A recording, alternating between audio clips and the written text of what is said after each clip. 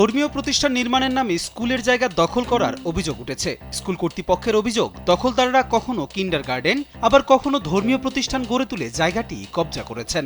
এদিকে স্কুলের জায়গা দখল হওয়ায় বিপাকে পড়েছেন শিক্ষার্থীরা। শেরপুরে শ্রীবর্দীতে ব্রিটিশ আমল থেকে পাঠদান দিয়ে আসছে টেঙ্গরপাড়া উচ্চ বিদ্যালয়। 1940 সালে প্রতিষ্ঠিত স্কুলটির একাংশ জমি গত কয়েক দশক ধরে দখল করে রেখেছে দখলদাররা। প্রশাসনের কাছে অভিযোগ করেও স্কুলের জমি উদ্ধার করা যায়নি। মাদ্রাসা ও এতিমখানা গড়ে তোলা জায়গাটির মূল মালিকানা কার, তা নিয়ে একটি লিখিত প্রতিবেদন দেয় ইউনিয়ন ভূমি অফিস। সেখানে স্পষ্টভাবে বলা হয়, স্কুলের জায়গা দখল করে মাদ্রাসা গড়ে তোলা হয়েছে। লোডশেডিং কিংবা ঘরের বাইরের তীব্র গরমে ওয়ালটন রিচার্জেবল ফ্যান থাকলে থাকবে শুধু বাতাস আর বাতাস। এরপরও দখলদারদের উচ্ছেদ করা সম্ভব হয়নি বলে অভিযোগ রয়েছে।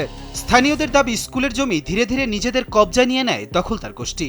এখন ধর্মীয় অনুভূতি যুক্ত থাকায় তার দখলমুক্ত করা সম্ভব হচ্ছে না। এই মাদ্রাসার জায়গাটা সম্পূর্ণ টেঙ্গরপাড়া হাই স্কুলের। আমরা যখন লেখাপড়া করছি তখন এখানেই ছিল সব। আর বর্তমানে এই মাদ্রাসার শিক্ষকের একটা ধর্ম হইল, সে হেফাজতের সদস্য ছাত্রদের থেকে 20 টাকা করে নিয়ে হেফাজতের ফান্ডে জমা করে।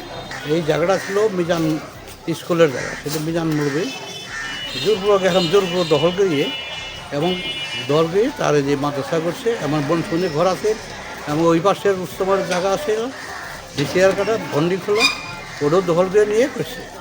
বিষয় জাকির প্রতিবন্ধী আছে তার ইন্ধনে। স্কুল কর্তৃপক্ষ বলছে, টেঙ্গরপাড়া স্কুলের নামে একটি মসজিদও রয়েছে।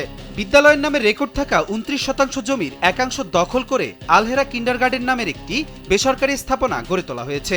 এ সময় স্কুল কর্তৃপক্ষের কোনো অনুমতি নেওয়া হয়নি। মূলত আসলে স্কুলের টেঙ্গরপাড়া উচ্চ বিদ্যালয়ের নিজস্ব জায়গা, মসজিদ, সেটাও টেঙ্গরপাড়া উচ্চ বিদ্যালয়ের মসজিদই ছিল। পরবর্তী সময়ে আসলে এটা কে বা কারা মসজিদটাকে নিজেদের নিয়ন্ত্রণে নেয় এবং পরবর্তী সময়ে ওইটাকে একটা ধর্মীয় প্রতিষ্ঠান হিসেবে পরিচালিত করে এবং যা আজকেও আছে সেভাবেই। তবে অভিযুক্ত মিজানুর রহমানের দাবি, মসজিদ কর্তৃপক্ষ তাদের ধর্মীয় প্রতিষ্ঠান গড়ে তোলার অনুমতি দিয়েছে।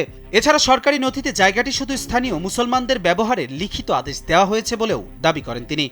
মসজিদের নামে সেটা বিআরএস রেকর্ড আছে। 37% জায়গা মসজিদ মুসলমান সাধারণের ব্যবহার্য, আর 29% জায়গা যেটা টেঙ্গরপাড়া উচ্চ বিদ্যালয় মালিক, তারা মসজিদের নামে জায়গাটা রেকর্ড করে দিয়েছেন বা রেকর্ড হয়েছে।